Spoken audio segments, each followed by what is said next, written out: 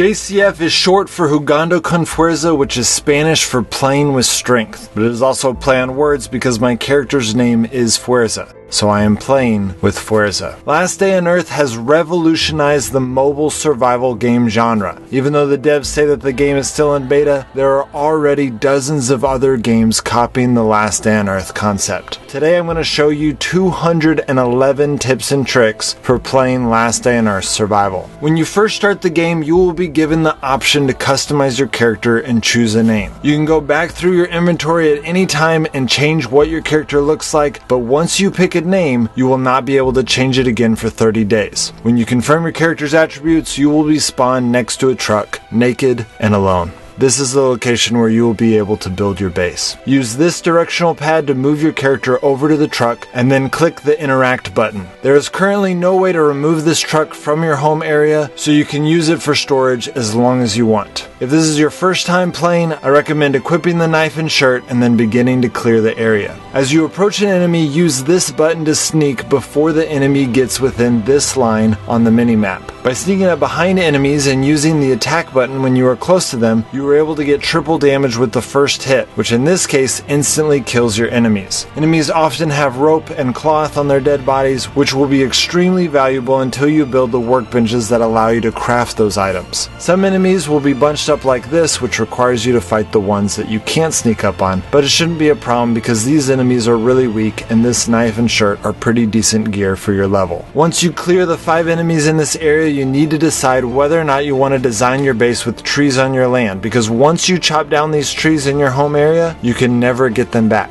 So my recommendation is to gather 3 wood and 3 stone to build a pickaxe, and then put your character on auto. When you hit level 2, make sure to gather 3 plant fiber and use the rope that you should already have to build a basic backpack, which will give you 5 extra slots in your inventory. 1 pickaxe will be exactly enough to gather all of the rocks and iron in your home area, and as long as you don't build a hatchet, you won't harm any of your trees. After you finish gathering all of the resources, go check out the abandoned base. This base is now yours, but you will want to make some modifications. First, I recommend gathering the resources from these broken walls and then building 3 chests. You don't need to replace these walls yet because no one's going to raid your base, but you can if you want. For right now, put everything you have in those 3 chests. Your weapons, your armor. The only thing you want to take with you is your backpack. Now, one thing that you need to decide before you leave your base area is whether or not you are completely free to play or if you are wanting to support the devs of Last Day on Earth. If you are completely free to play, you should check out my video on the 3 best ways to get free stuff in Last Day on Earth. But I'm not sure if those methods will be able to get you the $5 within the 4-day time limit. They might be, but it'll be kind of close. Regardless, if you are ever planning to spend money on this game, the best purchase by far is the military pass. For the one-time purchase of $5, you get access to 119 new rewards that would normally cost hundreds and hundreds of dollars if you bought them from the shop. And it guarantees that you will eventually get everything you need to build a motorcycle, which is very difficult to get in this game. So if you are ever planning to spend money in this game, buy this pass and then take the task list out of your inbox and see what your tasks are for that day.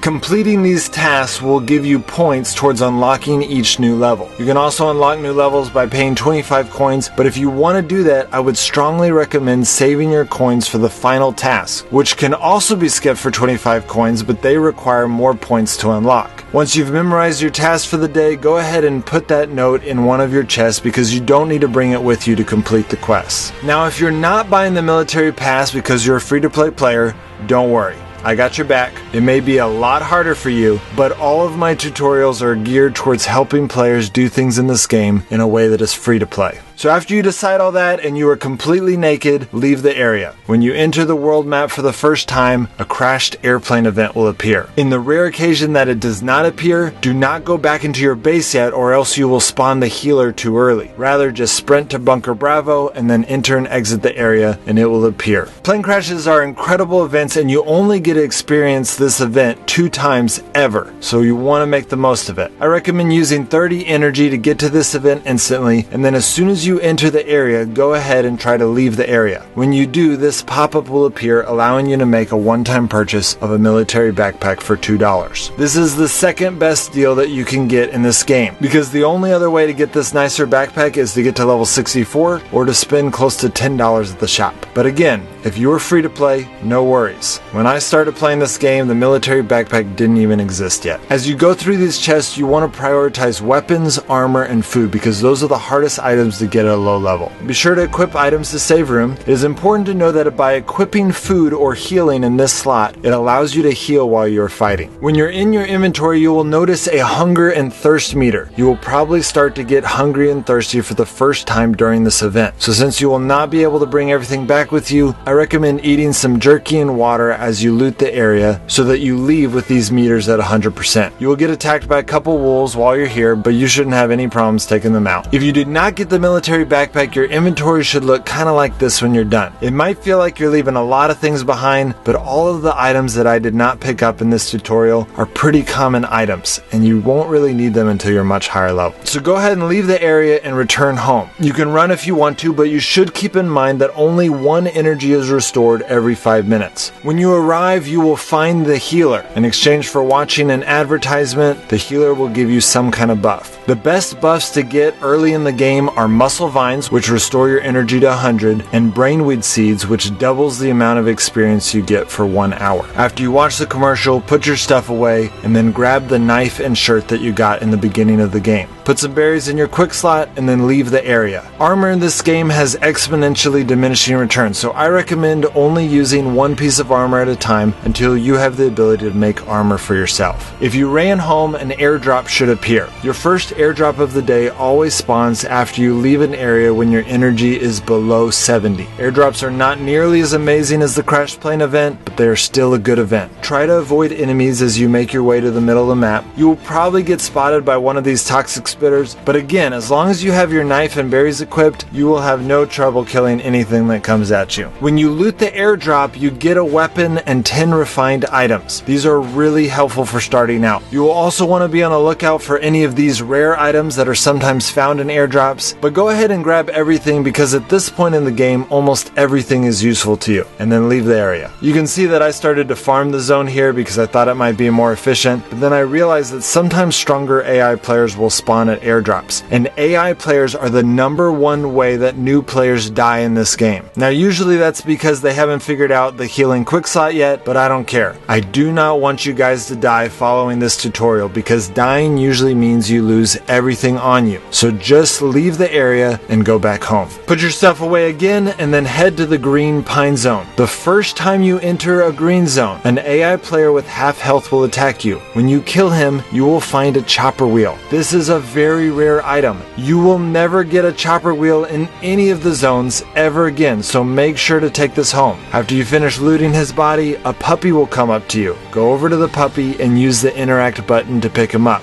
This is also a very rare item and only happens the first time you enter a green zone, so make sure to bring this item home as well. After grabbing these items, start clearing the zone the same way we cleared the home area. This area is a lot bigger and has a few fast biters, but it is still pretty easy to clear with the equipment you have. Your knife is only good for 100 hits, even at full durability, so it will break before you finish clearing the zone. When this happens, use 3 wood to craft a spear. The spear obviously doesn't have as much damage, but if you move between hits, you can limit how many enemies are able to hit you. Once you clear all the enemies, make sure to have a hatchet and a pickaxe, and then put your character on auto. Since this video is just an overview, I'm not going to get into detail on how to get the different resources, but if you need help getting any resource in this game, I have an entire playlist with extensive tutorials on the most efficient way to get each resource that is currently in the game. Using berries is the most efficient way to heal, but they don't help your hunger and thirst bar very much, so you will get hungry and thirsty while farming this zone. You can often find beans and water in this chest, but if for some reason that isn't working, just click the shop button and go into your inbox. Every day at midnight Greenwich Mean Time, 3 cans of beans and 3 waters will be added here as long as you remember to collect them. These are really useful in a pinch. As soon as your inventory gets full, leave the area. When you travel away from any resource zone in the game, it will be completely reset. This allows you to travel to them multiple times and get lots and lots of resources. These zones, however, never reset, or they reset on a timer. And then events obviously reset each new time they spawn. This destroyed convoy event is also an amazing event, and I'd recommend going to it because it often has a bunker alpha access card. But if you are a new player, do not pick up the minigun. Now, if you insist,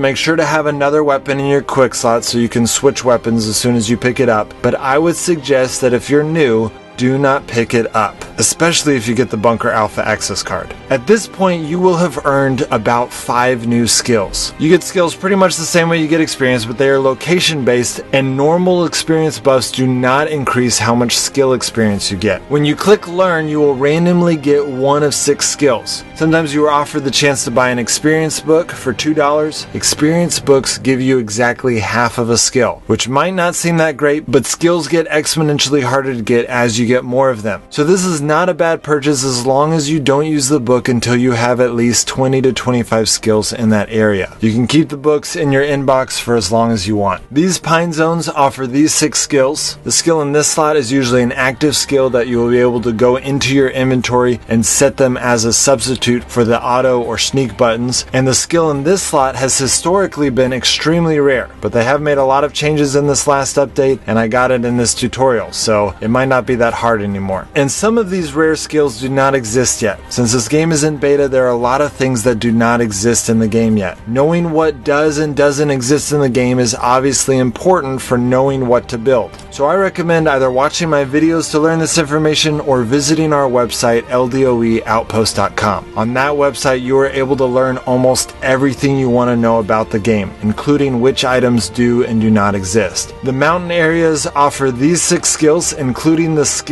to access the second pocket, which I got yesterday, and it is dope. Fighting at the bunker will give you experience towards these 6 skills. This skill allows you to get your health up to 120, which is incredible. But in order to get into Bunker Alpha, you need to get a Bunker Alpha access card. The same thing is true for Bunker Bravo. You can find these access cards from the enemies you kill, like I did in this tutorial, and from the chests in the zones. This will usually take several trips before you find the right access card. Bunker Alpha is one of the most difficult challenges in the game, so once you get access to the bunker, I recommend checking out my playlist called Everything You Need to Know About Bunker Alpha. Rating these AI bases will give you experience towards these 6 skills, but the best way to get experience in this category is by rating other players' bases, which will become available to you through the CB radio exactly 120 hours after you build it. And then after you build your motorcycle, you'll be able to unlock the watchtower, which gives you access to the oak and copper zones. Oak zones give you these 6 skills, and winter zones offer these, including the roll, which I believe is the most powerful active skill in the game. These red arrows on the map signify when the zombie horde will arrive at your base. When they arrive, they will destroy low-level walls. You can upgrade your floors and then walls by clicking on the existing floors and walls while having the resources required to upgrade them. The zombie horde will normally destroy dozens of level 1 walls or a few level 2 walls, but they cannot destroy level 3 or 4 walls. But the only thing the horde does is destroy walls. So if you let all of these level 2 walls get destroyed, then the horde can't really do anything else to you. Which, not having walls isn't really a problem until you want to start raiding other players' bases, because once you accept the raiders' tasks and start raiding other players' bases, you open up the opportunity for your base to be raided.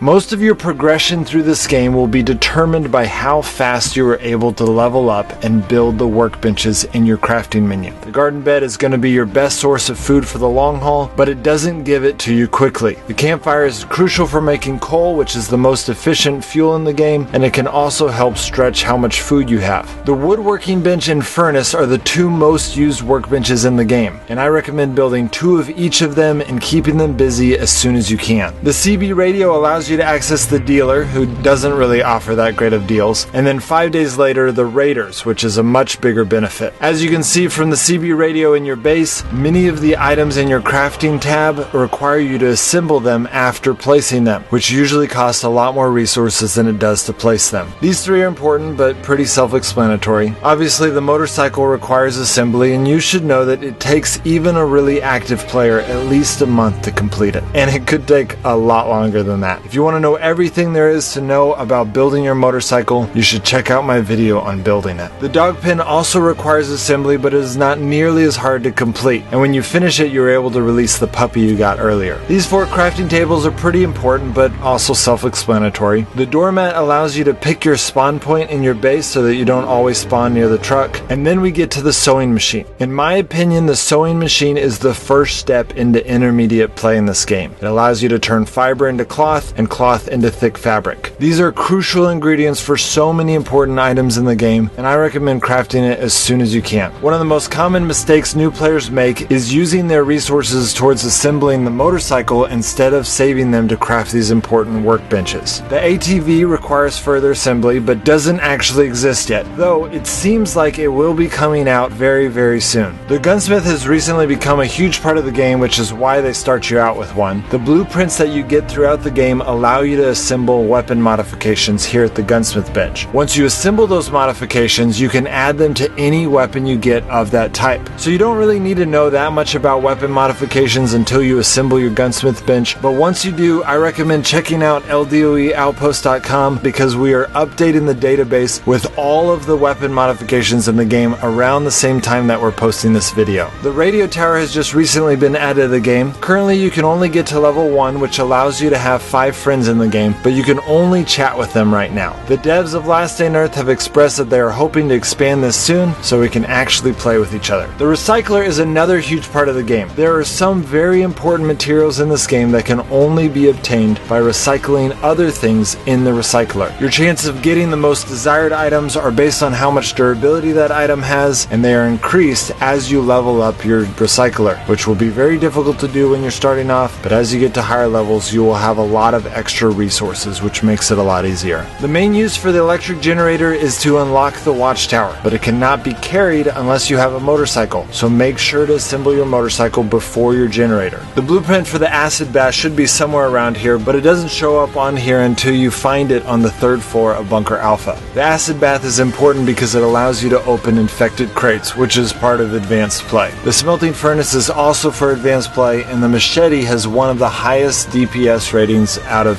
any of the craftable items. The saw blade mace has the highest craftable sneak attack damage, and the military backpack is incredibly useful. Once you get this far in the crafting menu, a large percent of these items don't exist in the game yet. So if you're curious about something, be sure to look it up on LDOEoutpost.com. If the item does exist, then you can click on this tab right here, and it will take you to an article explaining the fastest or best way to get that item. In addition to those 176 tips and tricks, I have 35 more for you. When you are picking up puppies, look to see if their collar is blue or red so that you know what gender they are before you pick them up. And then put your male and female puppies into different chests. That way you can release an equal amount of male and females into your dog pen to avoid wasting a ton of food because of extra dogs. Don't cook steak because jerky is way more efficient, especially now that you start out with a meat drying rack. If you're playing a lot in the very beginning, you might want to use normal wood as fuel, even though it's less efficient, because you will need all of your planks for building new workbenches. Drinking 13 bottles of water will make you need to pee, and beer pretty much makes you pee every time. Peeing and getting hit by toxic spitters will increase your stink level. Once you hit a red stink level, enemies will see you from farther away, and you will not be able to sneak up on them. If you are looking for one particular item, you can use the split item feature to fill up all of your empty inventory slots, and then put your character on auto. This will make your character only gather the items you have room for. Leaving a bunker floor resets all of the enemies on that floor, allowing you to get one sneak attack on each enemy. You can get the Bunker Alpha entry code from your CB radio and this dead guy in the zones. You can also get it from most Last on Earth communities, which I would recommend joining one. There are a lot of really good communities around this game. Your hunger and thirst meters lose 1 point every 8 seconds. Knowing this allows you to calculate how much time you have to finish farming a zone. If you die at your home area, your body will stay in that same place until you die somewhere else in your home area. Farming just the outskirts of zones is a great way to get resources for almost no cost. You can use bunkers or AI bases for temporary storage while you farm a nearby zone several times before returning home. You can kill some enemies in Bunker Alpha without getting hit if you have the right weapon. You can shoot through windows, so keep that in mind when you're designing your base. Surrounding your base with a big wall hides what it looks like for other players when they are raiding it. Using the honeycomb tactic is stupid because it breaks the game, and I have a lot of opinions about it that I'm not going to share because it is also a really smart tactic and it is extremely effective. You can click drive on the motorcycle even if you plan to walk or run, so you still get to use the extra 4 inventory slots. Even though there's a lower chance of getting what you want from recycling items with lower durability, they still give your recycler the same amount of experience, so it's best to first use all your low durability items to level up your recycler. If you get the witch's head as a trophy, you can keep the horde away from your base for several months by burning only 1 pine log each day. You can loot the truck and motorcycle in other players' bases without causing noise. In the settings tab, you can change your notification settings. There's a lot of other really cool options in here, including the best way to get a hold of customer support. If you do contact customer support, you will need to know your unique ID. You can find that by clicking on your server on the bottom left. And I would suggest go ahead and screenshotting that number now just in case something bad happens. There's been a lot of lost accounts in this game, and I don't want yours to be one of them. Well, that's it guys. Hope that helps. As you can imagine, this video took a lot of work, so please remember to like or comment on this video, assuming of course that you did like it. Also, I mentioned several times in this video, but I have tutorial videos on every single subject of this game, and I try my hardest to be this informative in each one. So if you have questions about this game, I recommend typing your question on YouTube and adding JCF at the end to make sure your question gets answered.